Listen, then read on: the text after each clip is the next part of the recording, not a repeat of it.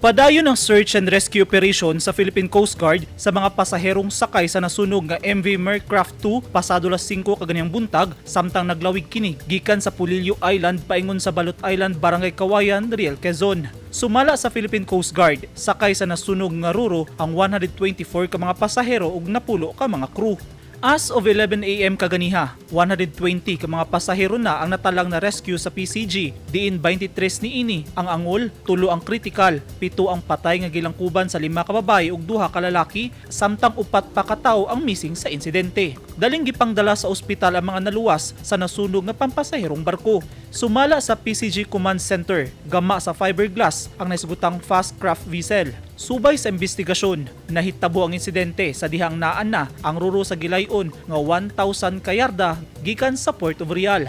Lakip sa nasunog ang mga sakyanan nga karga sa MV Mercraft 2. Hapit alas 10 na kaganyang buntag, dihang gideklarang fire under control ang nagdilaab nga ruro. Ginasubay pa kung unsa gyud ang sinugdanan sa kalayo.